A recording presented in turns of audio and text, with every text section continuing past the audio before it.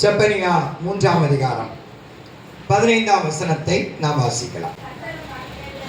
கர்த்தர் உன் ஆக்கினைகளை அகற்றி சத்துருக்களை விலக்கினார். இஸ்ரவேலின் ராஜாவாகிய கர்த்தர் உன் நடுவில் இருக்கிறார், இனி தீங்கை காணாதிருப்பாய். அல்லேலூயா.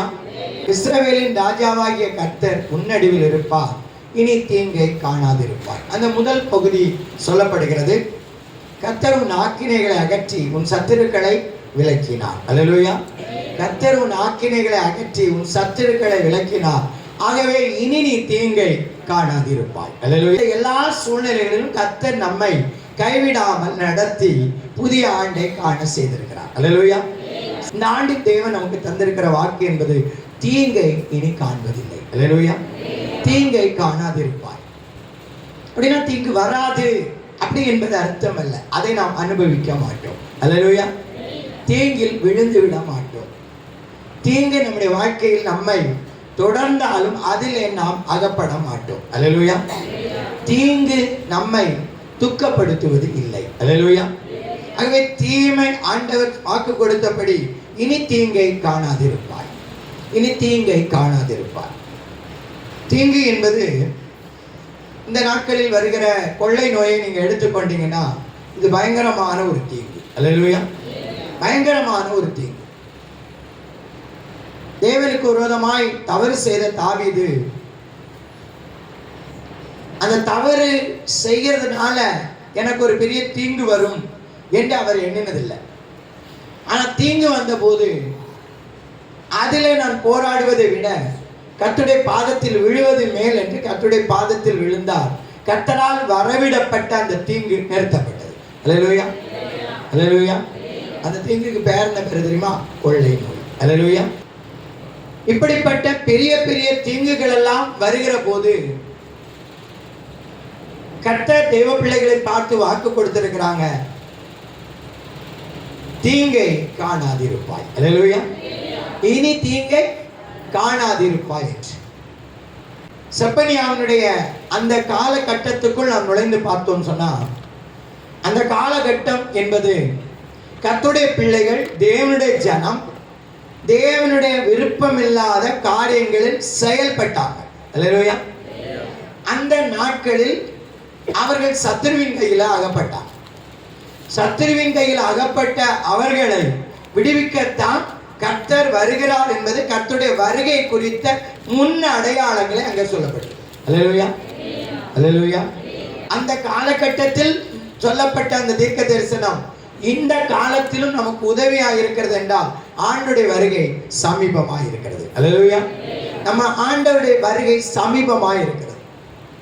இதோ சீக்கிரமாய் வருகிறேன் சொன்னவர் இன்னும் தாமதம் பண்ணுகிறார் என்றால் உங்களுக்காகவும் எனக்காகவும் தான். அல்லேலூயா. நாம் ஜெபித்துக் கொண்டிருக்கிறோமே, அநேகரை ஆண்டவர் கரத்தில் வைத்து ஜெபித்துக் கொண்டிருக்கிறோமே, அவர்களுக்காகத்தான். அல்லேலூயா. எல்லாரும் மனம் திரும்ப வேண்டும் என்று அவர் விரும்புவதனால வருகிறேன் என்று சொன்ன வார்த்தையில் நீடிய நாட்களை அங்கே வைத்திருக்கிறார். அல்லேலூயா. செப்பனியா 3ஆம் அதிகாரத்தில் 8 முதல் 20 வரை நம்முடைய ஜனத்திற்கு வர இருந்த அந்த தீங்குக்கு விரோதமாக கர்த்தர் யுத்தம் செய்கிறார் என்பதை நீங்க அங்க பார்க்கலாம். அல்லேலூயா. அல்லேலூயா. நான் வருவேன், வந்து சத்துருக்களை அழிப்பேன், இதெல்லாம் அந்த பகுதியில் சொல்லிக்கொண்டே வரப்படுகிறதை பார்க்கிறோம். அதில் தான் சொல்லுகிறார், நான் உன்னுடைய நுகத்தை நான் முறிச்சிடுவேன். அல்லேலூயா. உன்னுடைய பிரச்சனையை நான் மாற்றுவேன்.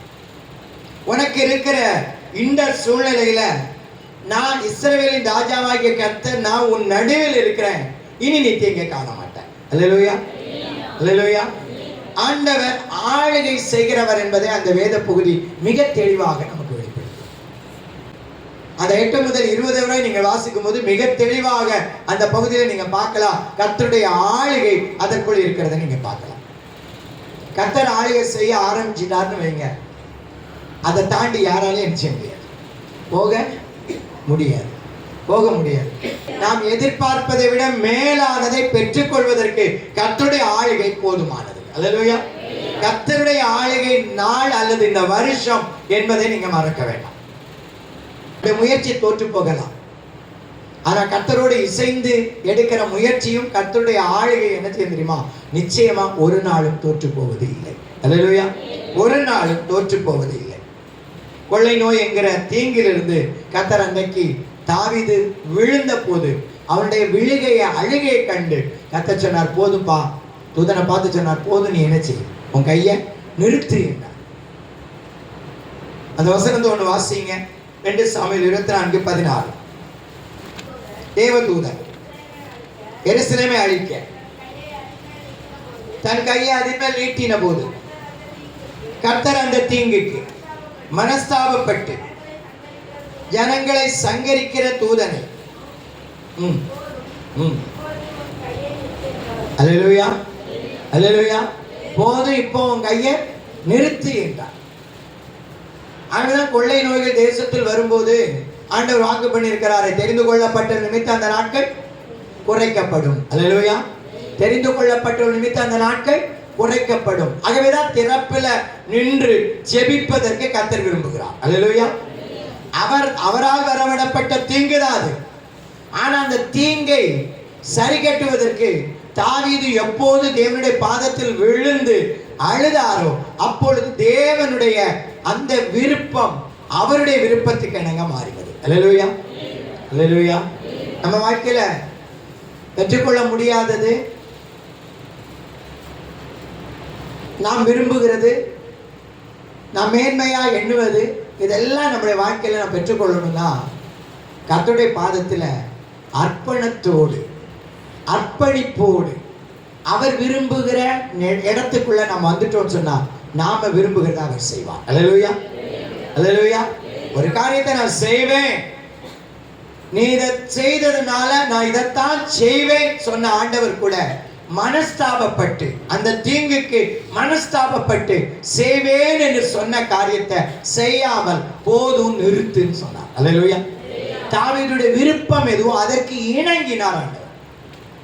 எரேமியா சொல்லும்போது சொன்னாரு, அவர் நான் இணங்கினேன் அவரும் இணங்கினார். அல்லேலூயா, அல்லேலூயா.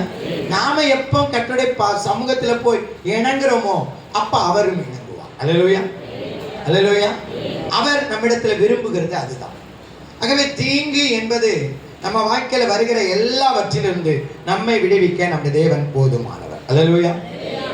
கர்த்தர் ஆளுகை செய்யும் போது எவரை பலப்படுத்தணும், எவரை மேன்மைப்படுத்தணும், இதெல்லாம் அவருக்கு தெரியுங்க. அல்லேலூயா, அல்லேலூயா. ஒரு வசனம் வாசிங்க. 1 நாளாகமம் 29ஆம் அதிகாரம் 12வது வசனம். ஐஸ்வர்யமும் கனமும் உம்மாலே வருகிறது, தேவரீர் எல்லாவற்றையும் ஆளுகிறவர், உம்முடைய கரத்திலே சத்துவமும் வல்லமையும் உண்டு, எவரையும் மேன்மைப்படுத்தவும் பலப்படுத்தவும் உம்முடைய கரத்தினால் ஆகும். அல்லேலூயா, அல்லேலூயா. ஐஸ்வர்யம் கனமும் உம்மாலே தான் வருகிறது. ஐஸ்வர்யம் கனமும் யாரால தான் வருது? கர்த்தரால தான் வருகிறது. அங்கே சொல்லப்படும் தேவரீர் எல்லாவற்றையும் ஆளுகிறவர், அவர் எல்லாவற்றையும் ஆளுகை செய்வார். அல்லேலூயா, அல்லேலூயா. நம்முடைய முயற்சி என்பது ஜெபத்தோடு நிற்கும் சொன்னா, ஜெபத்தோடு இருக்கும் சொன்னா அவர் ஆளுகை செய்வார். அல்லேலூயா, அல்லேலூயா. எந்த ஒரு காரியம் செய்தாலும் நம்முடைய ஜெபம், நம்முடைய அர்ப்பணிப்பு முன்ன நிற்கும் சொன்னா தேவன் நமக்கு முன்னே போவார். அவர் நமக்காக செய்ய வேண்டியதை அவர் செய்வார். அல்லேலூயா, அல்லேலூயா. இன்னைக்கு கர்த்தருடைய வார்த்தை நம்ம பார்த்து சொல்லுது, எல்லாமே அவருடைய கரத்தில் இருக்கு. அவர் சகலத்தையும் எல்லாவற்றையும் ஆளுகிறார். அவருடைய கரத்துல சத்துவம் உண்டு, அவருடைய கரத்துல சத்துவம் உண்டு. அவர் கர்த்தர் வாக்கு பண்ணினாங்கன்னா வாக்கு பண்ணபடி நம்ம நடத்துவதற்கு அவர் போதுமாக. எபிரேயர்ல நாம் வாசிக்கிறோம், அவர் நேற்றும் இன்றும் என்றும் மாறாதவராய் இருக்கிறார். அவர் நேற்றும் இன்றும் என்றுமே மாற மாட்டார். அல்லேலூயா. ஒரு நாளும் மாற மாட்டார். அப்போஸ்தலர் நடபடிகள்ல 28ஆம் அதிகாரத்துல, ஸ்தோத்திரம், 28ஆம் அதிகாரத்துல அந்த வசனத்தை ஒண்ணு வாசிங்க. 5-6. அவன் அந்த பூச்சை தீயில் உதறி போட்டு ஒரு தீங்கும் அடையாதிருந்தான், அவன் வீக்கம் கண்டு சடிதியாய் விழுந்து சாவான் என்று அவனை பார்த்து கொண்டிருந்தார்கள். நெடுநேரமாய் பார்த்து கொண்டிருந்தும் ஒரு சேதமும் அவனுக்கு வராததை கண்டபோது வேறு சிந்தையாகி இவன் தேவன் என்று சொல்லிக் கொண்டார்கள். அல்லேலூயா. அந்த 4ஆம் வசனத்தை வாசிச்சீங்கன்னா, விஷப்பூச்சி அவன் கையிலே தொங்குகிறதை அந்நியராகிய அந்த தீவார் கண்டபோது இந்த மனுஷன் கொலைபாதகன், இதற்கு சந்தேகமே இல்லை, இவன் சமுத்திரத்துக்கு தப்பி வந்தும் பழியானது இவனை பிழைக்க ஒட்டவில்லை என்று தங்களுக்குள்ளே சொல்லிக் கொண்டார்கள். அல்லேலூயா. அல்லேலூயா. எப்படி சொல்லிக்கிட்டாங்களா? இவன் மனுஷனே இல்லை, இவன் ஒரு கொலைபாதகன், இவன் ஒரு கொலைபாதகன் சொல்லிக்கொண்ட இவர்கள் அதுக்கு அடிச்சு அவன் உதறி போட்டுட்டு அவன் உட்கார்ந்துருந்தான். அவன் வீக்கம் கண்டு சாவான்னு நினைச்சாங்க. ஆனால் அவன் என்ன செய்யல, சாகல. இப்போ அவனை யாருன்னு சொன்னாங்க? அல்லேலூயா. யாருன்னு சொன்னாங்க? தேவன் என்று சொன்னாங்க. உடனே நமக்கு ஒன்று புரியணும், கர்த்தர் மாறாதவர். அல்லேலூயா. எல்லாருமே சூழ்நிலைகளுக்கேற்ப நாம் மாறிக்கொள்ள நமக்கு வாய்ப்பு இருக்குது. அல்லேலூயா. சூழ்நிலைகளுக்கேற்ப நாம் மாறிக்கொள்ள முடியும். அப்ப வசனம் நமக்கு மிக தெளிவா சொல்லுது, அவர்கள் மனிதர்கள் தான். அல்லேலூயா. அப்படின்னா நாம மனுஷங்க தான், நாம் மாறுவதற்கு வாய்ப்பு உண்டு. ஆனா கர்த்தர் மாறாதவர். அல்லேலூயா. ஆகவே நம்முடைய வாழ்க்கையில வருகிற தீங்கு என்று வருகிற இடங்கள் இருந்தா கூட அதை நாம் உதறி விட்டு நாம் கர்த்தரை நோக்கி நிற்போம் சொன்னா அவர் நம்மை பலப்படுத்துவார். அல்லேலூயா. அவர் நம்மை பலப்படுத்துவார். ஏன்னா அவர் நம்மை ஆளுகிறவர். அல்லேலூயா. அவர் நம்மை ஆளுகிறார். நாம் எல்லாவற்றையும் ஆளுவதற்கு ஆண்டவர் கையில ஒப்பு கொடுக்கணும். சங்கீதம் 89:9 வாசிங்க. சங்கீதம் 89:9. தேவரீர் சமுத்திரத்தின் பெருமையை ஆளுகிறவர், அதன் அலைகள் எழும்பும் பொழுது அவைகளை அடங்க பண்ணுகிறீர். அல்லேலூயா. அல்லேலூயா. சமுத்திரத்தினுடைய பெருமை என்ன செய்றார்? அப்ப எங்க பெருமை இருந்தாலும் அதை ஆளுகை செய்ய நாம என்ன செய்யணும்? ஜெபம் பண்ணணும். அல்லேலூயா.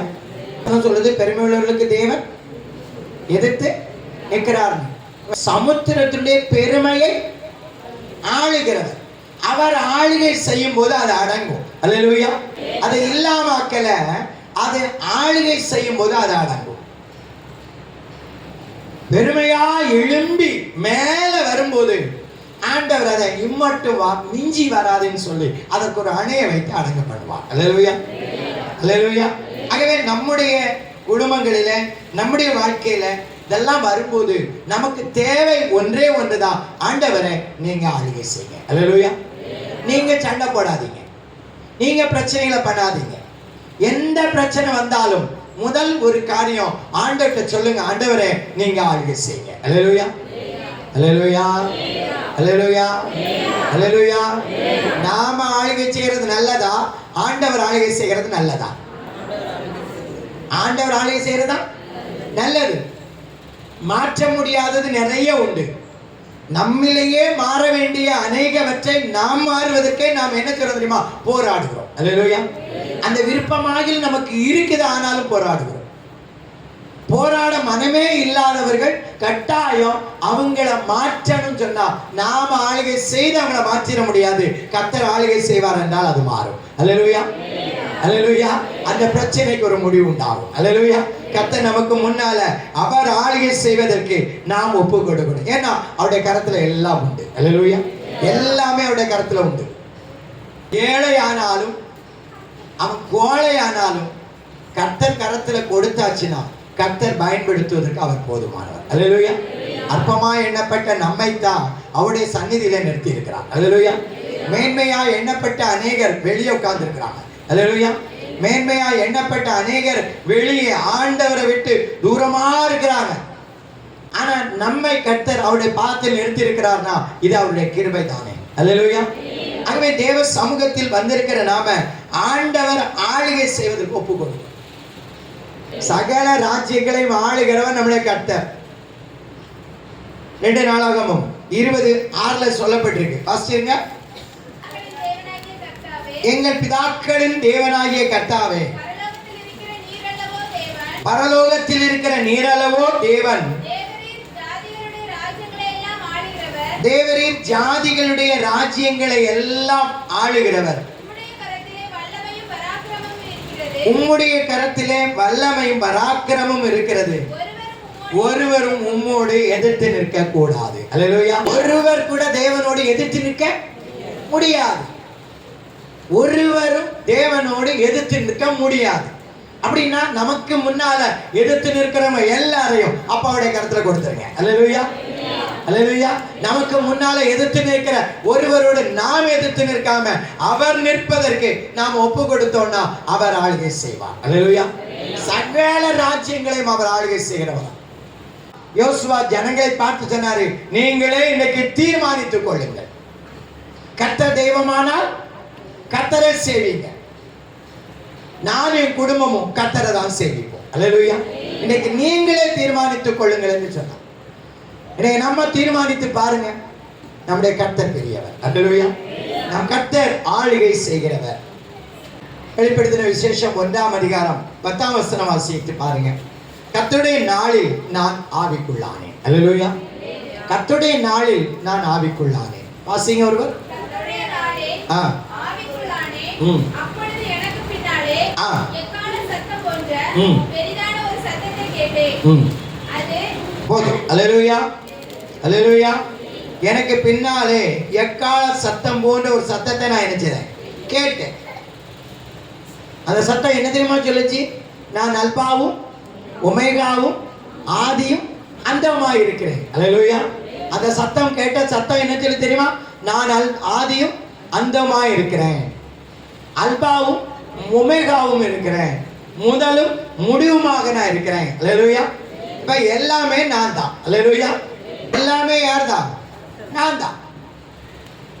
அது எந்த சூழ்நிலையில சொல்லிக் கொடுத்தார்னா, தனிமையாக்கப்பட்டு, கிறிஸ்துவ நிமித்தம் தனிமையாக்கப்பட்டு பத்மு தீவில நாடு கடத்தப்பட்ட அந்த யோவானை பார்த்து அங்க சொன்னாரு, நான் ஆதியும் அந்தமா இருக்கிறேன். அல்லேலூயா. எப்போ இது உண்டாச்சு தெரியுமா? கர்த்தருடைய நாளில் ஆவிக்குள்ளான போது. அல்லேலூயா. ஆவியானுடைய ஆளுகை எப்போ பலமா யோவானுக்குள்ள வந்துச்சோ அப்போ ஆண்டவர் சொன்னாரு, நான் உனக்கு போதும். அல்லேலூயா. நான் தான் ஆதியும் அந்தமும், அல்பாவும் ஒமேகாவும், முந்தினவரும் பிந்தினவரும், சகலத்தையும் சிருஷ்டித்து உருவேற்படுத்தின தெய்வம் நான் உங்களோட இருக்கிறேன். அல்லேலூயா. இன்னைக்கு நம்ம எல்லாம் தனித்து விடப்பட்ட அனுபவம் வரும்போது ஒரு தனித்த குருவியை போல நான் இருக்கிறேன்னு சொல்லி கூவிக்கொண்டிருந்தாலும் அந்த கூவுகிற கூவுதல் எங்க இருக்கணும் தெரியுமா? கர்த்தருடைய ஆலய பிரகாரங்களில் இருக்கணும். அல்லேலூயா, அல்லேலூயா.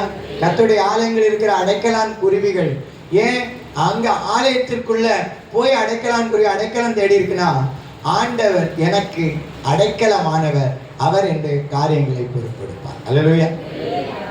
அவர் ஆளுகை செய்வதற்கு நாம் அர்ப்பணிக்கணும். அவர் ஆளுகை செய்வதற்கு நம்ம அர்ப்பணிக்கணும். அவர் ஆளுகை செய்துட்டார்னா நம்முடைய பலன் ஒன்று தெரியாது, அவருடைய பலன் தான் தெரியும். அருமையான தேவனுடைய பிள்ளைகளே, அவர் நம்மை ஆளுகை செய்ய நாம் விட்டு கொடுப்போம். அல்லேலூயா, அல்லேலூயா. நம்மை அவர் ஆளுகை செய்ய நம்ம என்ன செய்வோம்? விட்டு கொடுப்போம். நான் ஆளுகை செய்ய என்ன நான் ஒப்பு கொடுக்க மாட்டேன்னு சொல்லிட்டு தேவனுடைய சித்தம் என் வழியா நிறைவேறுமா என்றால் கட்டாயம் நிறைவேற வாய்ப்பே அல்லேலூயா, வாய்ப்பே இல்ல, வாய்ப்பே இல்ல. தேவனுடைய ஆளுகை என்னில் வருவதற்கு நான் என்ன அர்ப்பணிக்கணும் அப்படின்னா, ஒவ்வொரு நாளும் வேதம் வாசிக்கணும், ஒவ்வொரு நாளும் ஜெபிக்கணும். ஜெபிக்கிற நாம் இதோடு நிற்காம நாம் ஒவ்வொரு நாளும் கர்த்தருடைய வசனத்திற்குள்ளாய் நுழைந்து அவருடைய நாமத்தை மகிமைப்படுத்தணும். அல்லேலூயா, அல்லேலூயா. அவருடைய ஆவிக்குள்ளாக மாற்றப்படும். என்னாகமத்தில் பிலேயாம் தேவனுடைய மனுஷன் தான். அல்லேலூயா. பிலேயாம் தேவனுடைய மனுஷன் தான். அந்த தேவனுடைய மனுஷன் எதை சொல்லுகிறானோ அது அப்படியே ஜனத்துக்கு என்ன செய்யும்? நடக்கும். அப்படியே நடக்கும். அப்படிப்பட்ட ஒரு தீர்க்கதரிசி அவர். அவன் ஒரு நாள் அந்நிய ராஜாவாகிய பாலாக் அவனுடைய அழைப்பு கேட்கப்படுது. அழைப்பு கேட்கும் போது அவன் ஆண்டவர்கிட்ட கேட்கிறான், ஆண்டவரே நான் போகணுமான்னு. ஆண்டவர் வேண்டான்னு சொன்னான். அல்லேலூயா, அல்லேலூயா. வேண்டான்னு சொன்னான். திரும்பவும் அவன் போய் சொன்னா ஆண்டவர் வேண்டான்னு சொல்லிட்டான். திரும்பவும் அவன் வந்து வேற ஆட்களை அனுப்பி,